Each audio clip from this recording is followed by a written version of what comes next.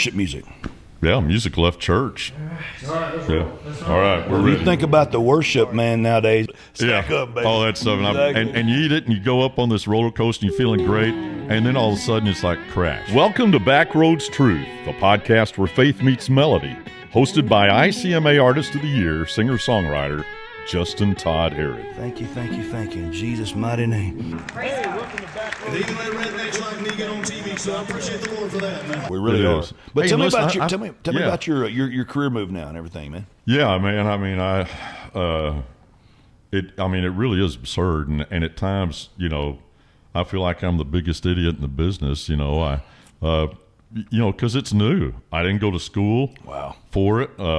Have some incredible mentors, Right. and people that have, that have helped me train, in that regard. But I think at the end of the day, for me, it's about that connection with a person. It's not necessarily, I work predominantly with the nutritional side of things. So Okay.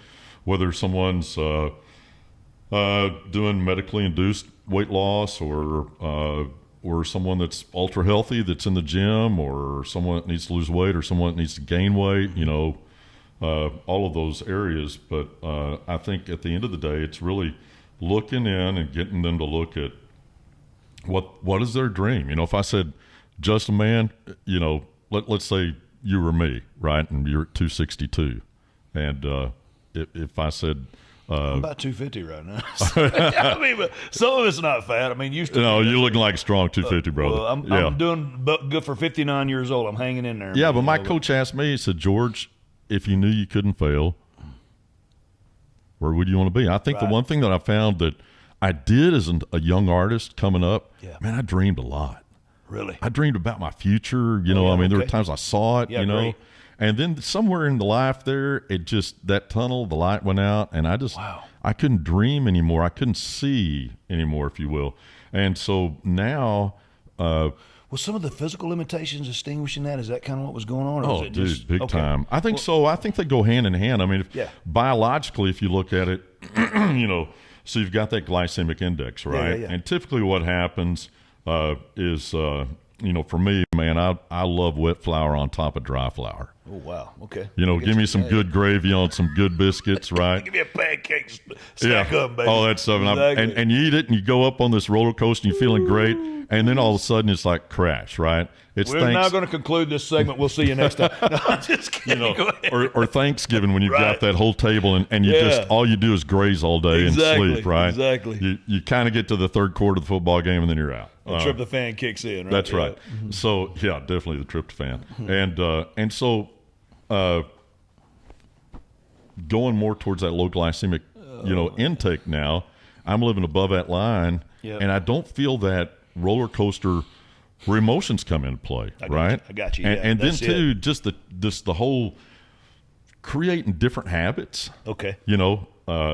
Like, Is it affecting your emotions and your mentality and everything? All of it going hand in hand, right? dude, I think so. Yeah, it's got to. It's kind of like I'm not. Listen, man, there's temptation every day. Every day, man, I want a donut. I want a whole big old pizza. Oh, yeah. I want, if someone parks that bread down in front of me, I'm eating that in another basket, right? There are some restaurants I have to avoid because of the rolls, man. That's the Yeah, bottom line. yeah. And so I wasn't a sugar guy, but then when I realized that, I grew up with parents on the depression menu, Yes, sir. and that stuff was geared to fill you up. There you go. And all that stuff, even though it wasn't sugar, man, it turned into sugar. It turned into the fat and everything else.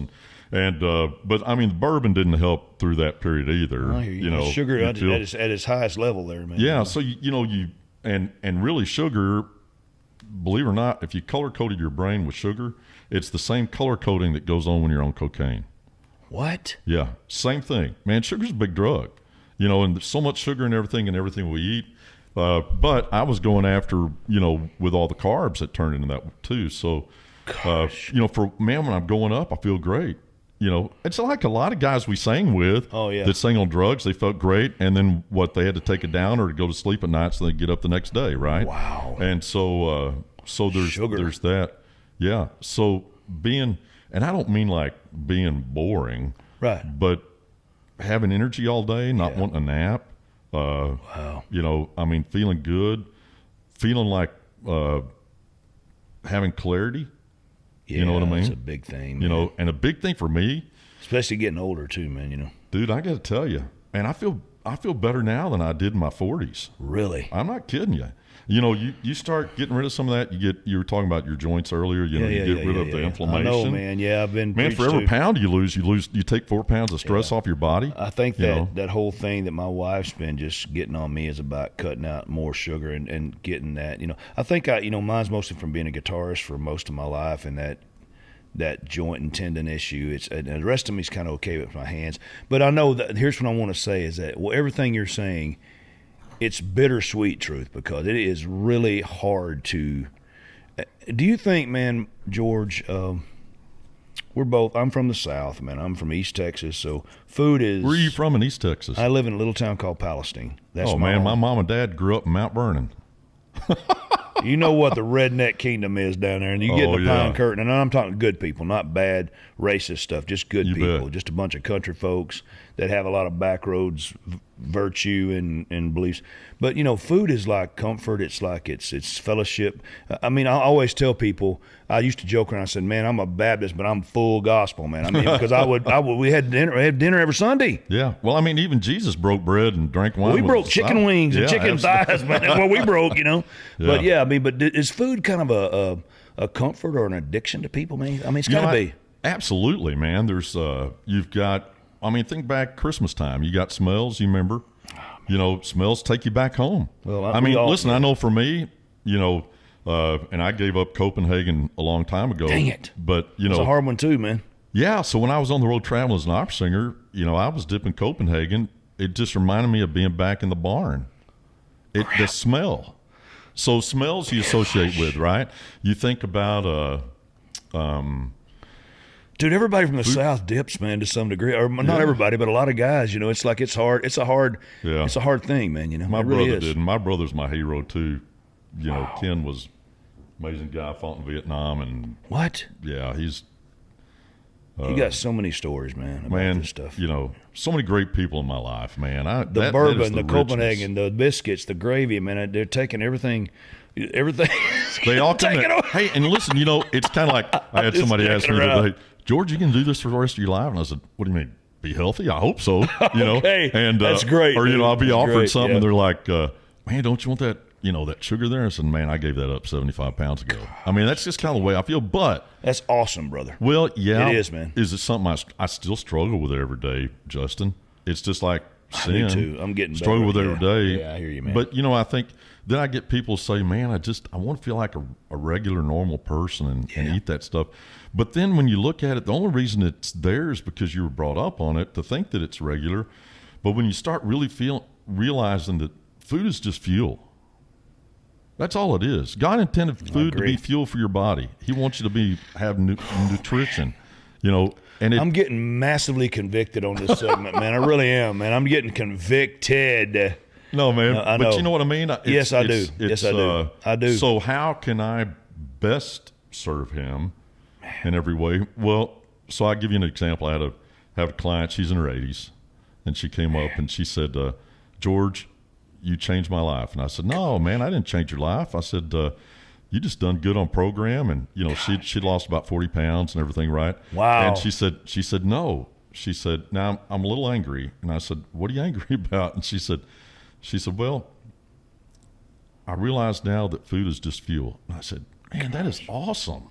What a great transformation. They're a good pivot, And she said, yeah, but I'm angry. And I said, well, why are you angry? She said, because it took me 81 years to figure that out. Gosh.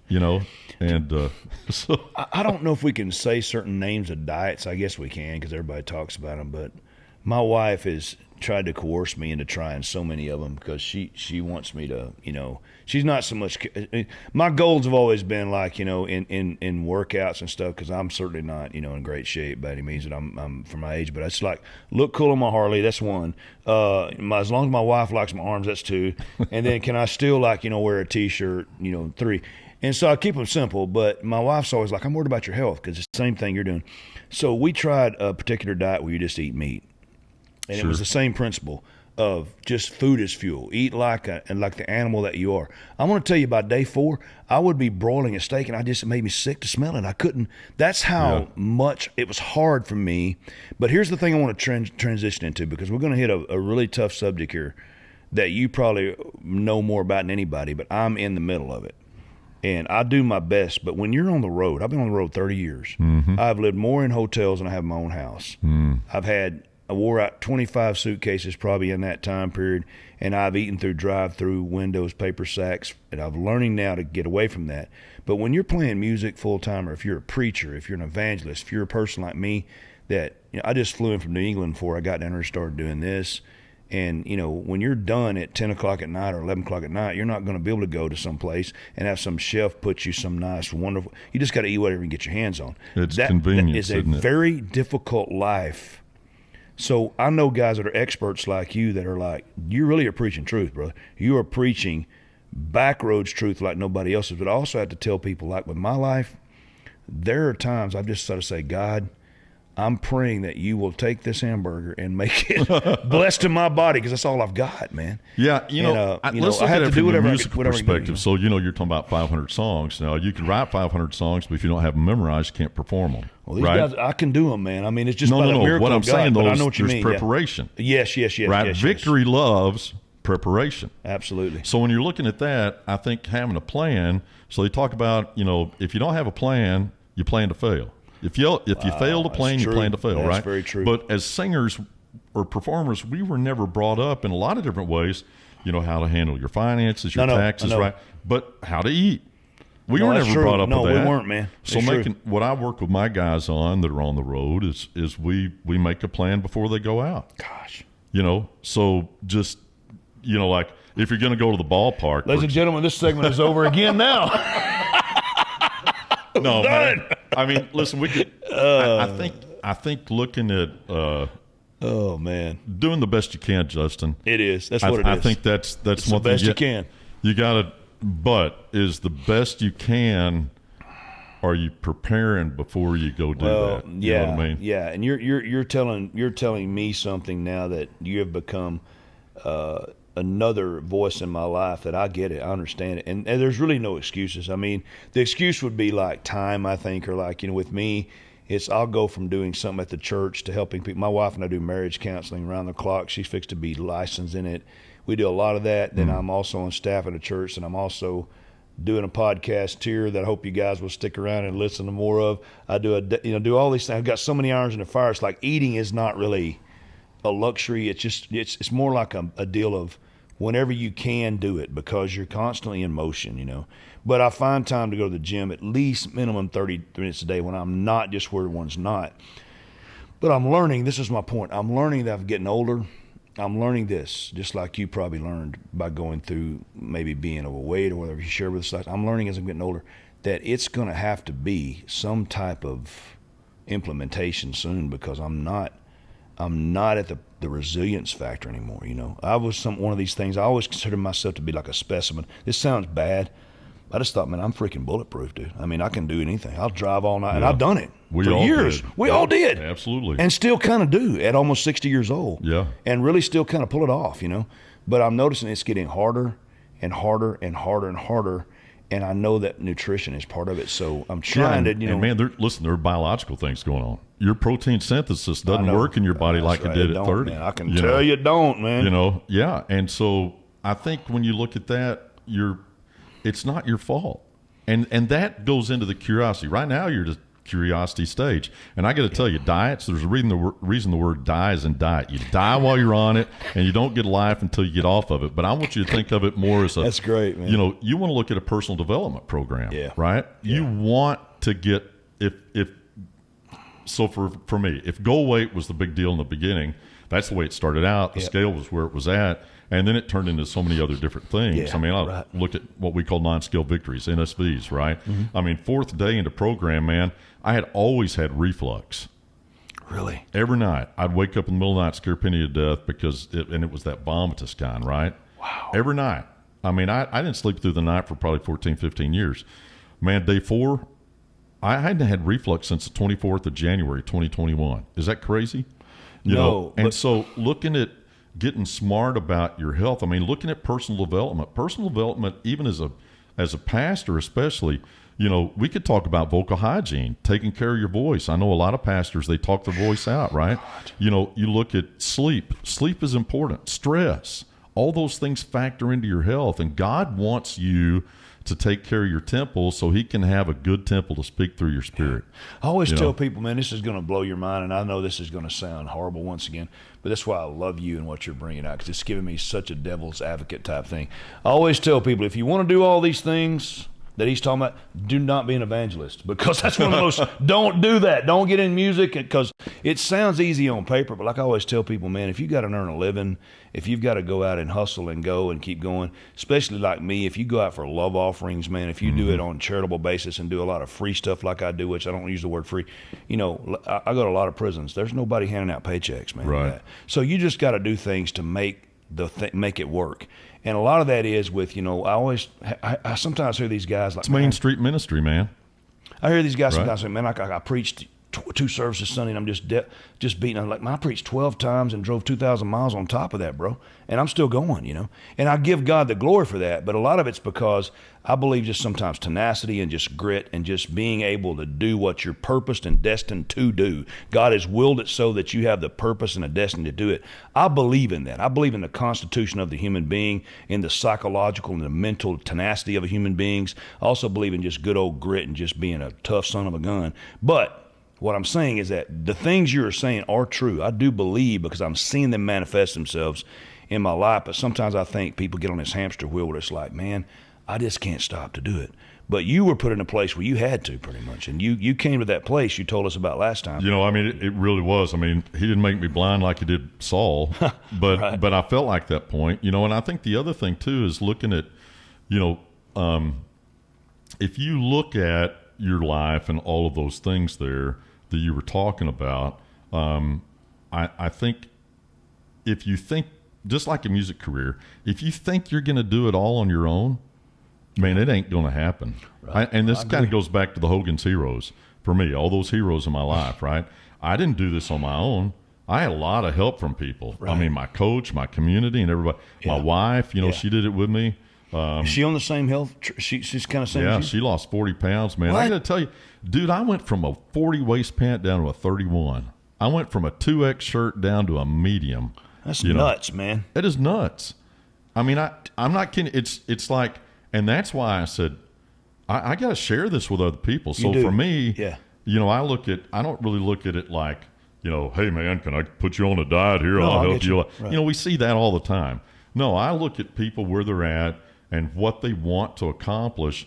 But the one thing is, man, when I'm working with a client and all of a sudden you see the light come on in their eyes, Mm-hmm. you know, both physiologically, but also from that inner spirit, Mm-hmm. you know, like, man, I can do this at my age. We're told that once you hit 60 or whatever, it's downhill, baby. The reason said that. God created your butt crack going vertical so it wouldn't go all the way down the hill, right? Yeah. I just don't think so, man. I don't either. I think we can challenge, like you talking about grit, determination, and all that stuff.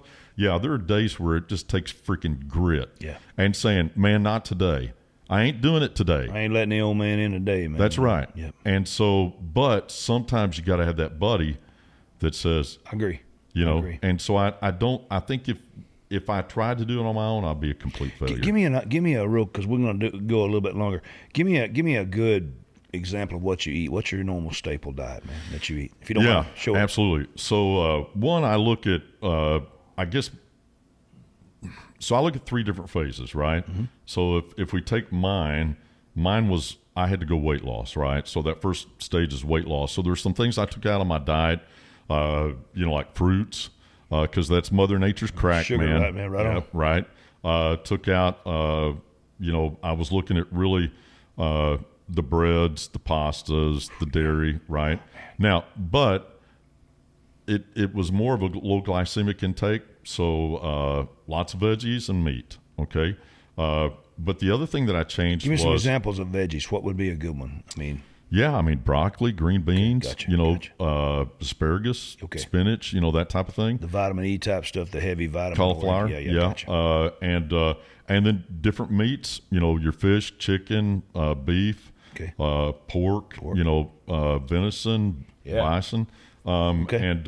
And then I'm looking at portion control, but I'm also looking at I really wanted to get that burn going, right? So eat 6 times a day, small meals, but every 3 hours, so I get my metabolism going really hard. The other thing a lot of people don't think about is the water intake. So 64 ounces a day of just regular H2O just keeps you above the threshold of dehydration, Justin. God. Well, all that stuff, my mama didn't teach me that. No. Right? I mean, my mama had a pot of coffee on in the kitchen all day long. Yeah. My aunt and my grandma. My mom made Kool-Aid with a pack of sugar in it, man. Yeah. That deep, Absolutely. Or, sweet tea or, heck, when we finished working outside, we came in, we I had got a some more permanent biscuits. red mustache till I was about 14. Drinking Kool-Aid, man. Yeah. Heck, you went to the bank, you got a sucker. You went to the doctor, you got a sucker. I mean, pastors that pass out Tootsie Rolls at the children's sermon. Man. You get lifesavers in Mama's purse. You just wipe them out. What there do we doing grow up something. learning to give our date? Flowers and chocolates. I mean, all these things. I mean, I think if we really, and I'm not saying that those are bad, but it's like everything. You can have too much of a good thing too. You can. And so anyway, going through transition where I started bringing some of those things back in, and now I can tell you pretty much what I do now. We have some things called fuelings that are they're dense nutrition, 24 ounces, 24 different vitamins and minerals, and extra vitamin D. Great Gannet and probiotics is really great for your gut. Yeah. And so I might do 2 or 3 of those things a day, and they're handy. Like you were talking about being on the road. Don't need a pantry. I mean, I don't need a refrigerator or anything. I can just rip them open and eat. But I still look at what my daily expenditure of energy is going to be. So for today, I played golf, so I'll probably put in a little extra protein. If it's just a sedentary day where I'm not doing much, I may back off the calories. But I try to walk or work out every day, and not a lot, but just getting into that routine. Yeah, so in the morning, I don't know what your daily thing is. A lot of people wake up, have their coffee, have their devotional. But that personal development, think about that personal development that goes along with your spirit too. It does. And I'm telling you, man, you're preaching some serious truth today. And I'm going to take a lot of this to heart. I hope our listeners have, because I know this is what I've been hearing, and it must be kind of like God's voice getting through to me, because I've been hearing it a lot. And I'm just at a place where, I'm hoping and praying, man, one of these days that I could, maybe I love going on the road. I'm built for it. I love it. I enjoy it, like you said, and we didn't even get to capitalize on that today as much as we wanted to. But it's been a tough life. It's been a very, very challenging life nutritionally, and as far as being fit, and being maybe. But every time I go to the doc, I get good help, man. I've been surprised. I think I'm just going to give we're going to stop on this note on this subject. I give God glory that for some reason either He's just magically touched me or supernaturally, or maybe He just say, man, I've got a freak of nature. I always tell people, man, it's like my mom's 80 something years old, 85, and I said I think there's going to be 3 people on planet Earth still alive. Keith Richards, Willie Nelson, and my mom are going to be out there after the apocalypse, man. Because there's just some families I think that just do it, man. They've got that kind of genetic thing. I don't know if I'm one of them, but I know that I'm thankful for where I'm at. But I've taken every bit of this to heart. I want to say a couple last things. You have boys that are like big baseballers, right? Man, I got 2 great sons. Did you play sports too? God bless me. Love baseball, but my dad moved us from the north side of Abilene to the south side of Abilene, and I lost my eligibility. I tried to get out there and play, so I kind of got to come back around and play baseball with my boys. Cool. So both of them played college sports. They did. And were they at that Abilene Christian? Was that where they're at? Or they? Well, no, they a actually school. grew up in Belton. They played at Belton High School, and with Eddie Kornblum, and then Joey went off to Texas Wesleyan and finished up at UMHB. Max went to he kind of was a journeyman a little bit, wound up finishing up at University of Arkansas Razorback, and got drafted by got drafted I know by you're the proud, Orioles. man. Oh, By the dude. Royals? Yeah, he got drafted by the Orioles, and Orioles, his gotcha. story I tell you, man, if you want a good podcast, you need to bring Max Well, I in wish and he'd talk come to on him. and join us, man. Yeah, I'd love to have him, man. I'll show you. But he's got an incredible story how God moved in his life, and so you know. But man, again, I think what is most important, if you don't mind me putting this in at the end, Please do. most important thing right now is what's going on, is this relationship. Amen. You know, it's what God brought us together. He wanted one-on-one, he wanted corporate, but he wanted this relationship. He wants a relationship with us, with your viewer. You know, that's the only reason he created us. Wow. Because he wanted a relationship. And so I think that's where I'm at in my life that has given me, you were talking about, if you stripped all the stuff away, don't take those relationships away from me. I think that's what's precious to me. But I think that's why we were created to be on this earth is, you know, and you've talked about it through your singing. You've talked about it through your prison work, all the ministries that you're doing. It's that relationship, whether it's corporate, whether it's one-on-one, Right. whether it's just us on our knees. You know, I was talking to a coach the other day. They were moving into a new house. And, man, he's an evangelist too. Mm-hmm. And I said, I was reading his Facebook page, and he talked about, you know what the first thing is that he and his wife moved into his new house? What? Their altar. Man. Dude, man, The altar. yeah, where they pray. I'm like Yeah. more worried about like my 80-inch flat screen, man. I mean, but good Man, Lord, that's man. me, dude. Yeah. Yeah. Wow. I just thought that was big time. So, That's beautiful. you know, that first relationship I think it starts, first it has to start with our own selves, right? Yes. Now You know. I'm going to let you kind of close us out, but I want to use something right quick. Psalm 139, Jeremiah 1:5. There's so many wonderful verses where it says God formed you, He created you, He made you. I mean, Psalm 139, if you look at it, it says, I formed you in your mother's womb, I knit you together, I carefully made you, you were wrought. All these wonderful poetic things that the psalmist is saying. And then in Jeremiah, there's many verses, I formed you, I knew you. I think God is, of course, our creator. We believe that on Backroads Truth. There's no disputing. I believe God created us. I believe in that. But His purpose, I would say, would always be superseded. His purpose could have been opera singer, country singer.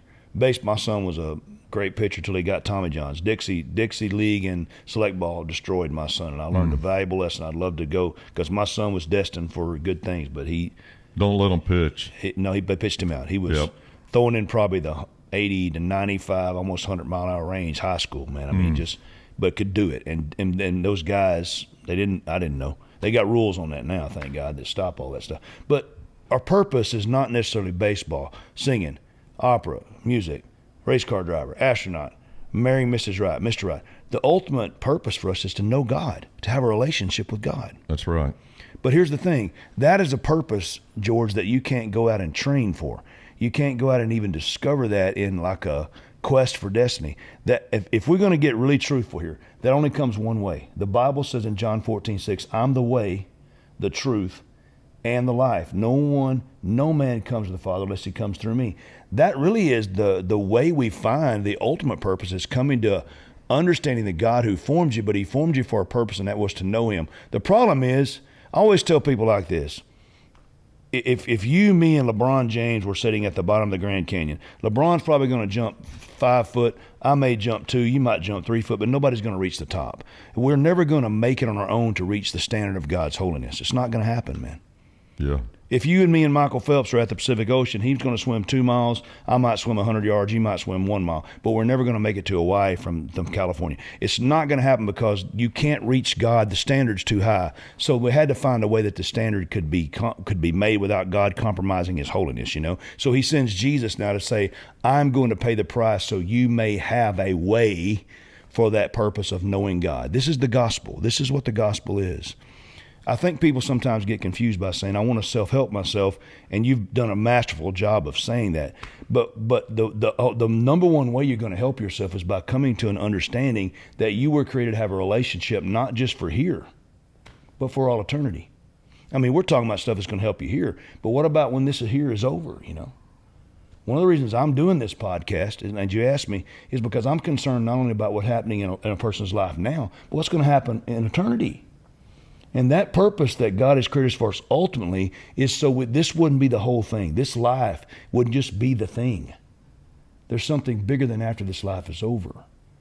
Doesn't mean we blow off, taking care of ourselves. You made a wonderful, wonderful segment today. Take care of yourself while you're here. Cherish the moments. Have relationships. Have relationships with family. Take care of your kids. Don't let son's arm get tore up. Love your boys. Enjoy your brother. Enjoy your family. Enjoy your wife. All these things. But if that's all you build your world on is what's going on now, we're missing the bigger pictures of God's greatest destiny and purpose is that you may know him, and that would go on for eternity.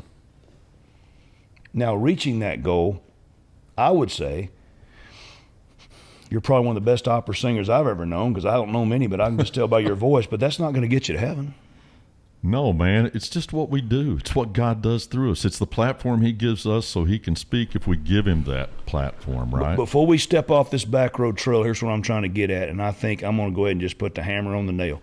The only one thing that's going to get you to heaven is belief in Jesus Christ. That's it. After that, you've accomplished step one of your purpose. That's what I'm trying to say. Absolutely. After that, man, he can take you into any domain. You can go ahead and do the things that are going to bring completion and joy and purpose to your life. But the purpose has to be, do you know God? That's the number one call, a purpose for anybody's life, right? Absolutely. I think I look at probably one of the biggest things I fought as an opera singer was self-worship. Wow. You know what I mean? Okay, that's going to be you coming back another time where for you, that. Where you fall into that idolatry, which is self-worship. But the other thing I look at is don't forget that moment. Don't forget that moment you accepted Christ. Don't forget that moment. For me, I try to always remember that guy the night before my birthday in 2021 when I turned 62. Golly.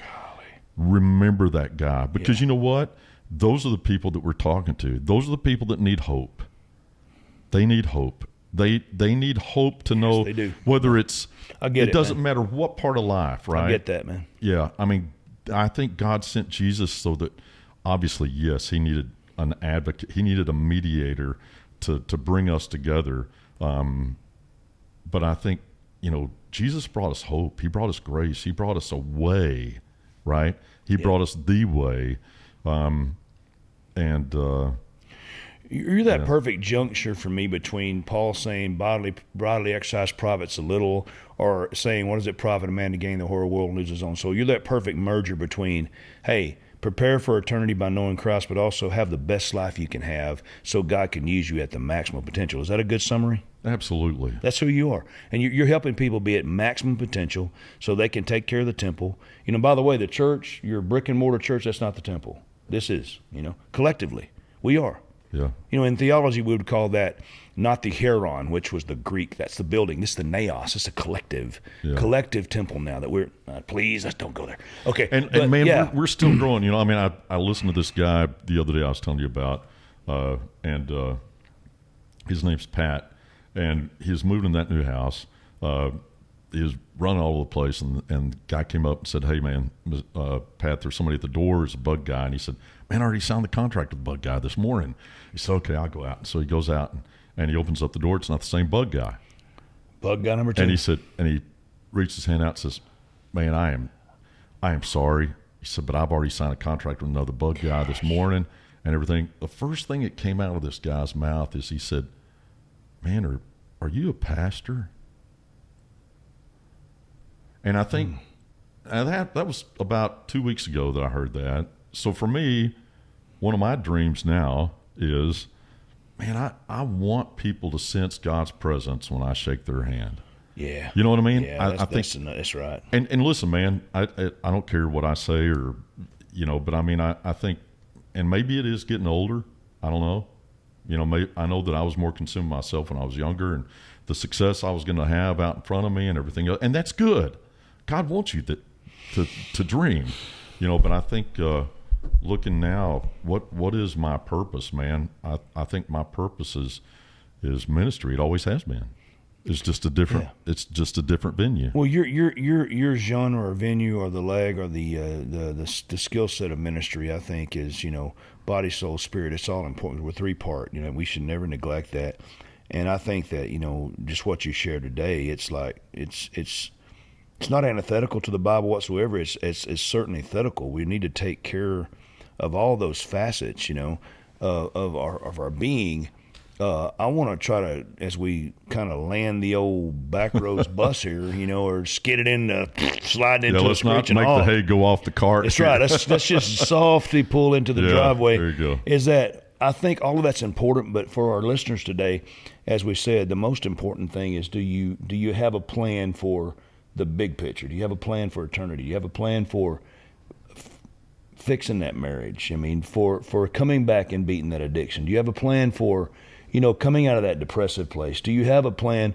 Or as you heard from our wonderful guest, are you thinking you can do it all yourself? I mean, he kind of said, man, I had a plan for my life, and that plan, although it wasn't traumatic, so to speak, it wound up being an elevator on the third floor, crawling to an office and realizing, hey, I've got to make a change physically. But it also kind of segued him into saying, I've got to make some changes spiritually. I'm going to repeat myself, then we're going to have to say bye-bye and back roads out. But the first way you make this plan, initialize this plan for any change, is coming to the understanding that you need help. And I'm not going to say just help with your nutrition, not just help with your psychology, but help with your soul, your spirit. Because at the end of the day, we all have to come to the only source that can make that change, and that is by having a relationship with God, by trusting Christ. So if you haven't done that, I want to let you know you can do that. And here's the way you do it. The Bible makes it clear. You can confess with your mouth, believe in your heart, realize that you are a sinner, and just say, Lord, I repent. The word repent's a cruel word. It's just a Greek word that means to change your mind, and to now come to that place where you agree with the things that the Bible says, which means we do need forgiveness, and it's offered freely by God through his precious son, Jesus. And that's the thing today I want to finalize on as we kind of just slide into the driveway and say, we're out of the back roads wagon here for a minute, and we're going to come back because you have opened up a proverbial backroads Pandora box for me by everything you're saying, because I think, man, I'm really liking places this is going. Some of those things like self-worship. I want to come back. Can you come back again maybe sometime? Man, I would love for you to, because I would love. We're gonna do more episodes, and I'd love to have you back. That's a topic I think that a lot of our entertainer friends and music people, comedians, actors need to get into. But for the most part, I want to say thank you for taking the time. Can you tell everybody, please, how they can locate you and find you and get to know who you are and see you? Do you have? I know you got websites. You probably got all kinds of things. Spat it out, man. Yeah, you bet. Please, Justin. please. Well, hey, man, it's been an honor to be here. Oh, you've really blessed me, man. It's kind of, and we go back to how God moves in the absurd way, right? So neither one of us expected this today. No, and I didn't expect to get convicted about biscuits and gravy. It wounded me, brother. But listen, anyway, man, I'm gonna forgive you. No. Listen, brother, there's days when I'm going to have some biscuits and gravy. I hear you. And if you want some good ones, I know how to make them. Oh, thank you. Okay, thanks. Yeah, man. so if you want to contact me, and I didn't make this website, it was my younger son. Okay. I tried to find GeorgHogan.com, but it wasn't out there, and I didn't want all the numbers afterwards. Okay. So it's actually the George Hogan. I like that. Or as some people say, you mean the George Hogan? Yeah. But thegeorgehogan.com, Okay. and it's got a few things on there. So it has a little bit of the singing, a little bit of voiceover stuff, but also has the health journey. And It does. Be honored to, any of you guys out there that need help or hope. Man, I'd be honored to walk that. Dude, I walk that want with people you. to contact you. Please contact him, man. We love you. We thank you. Until next time, bye-bye. Bye-bye. Papa Mau Mau. Yeah, Papa Mau. I'll see y'all next time. God bless.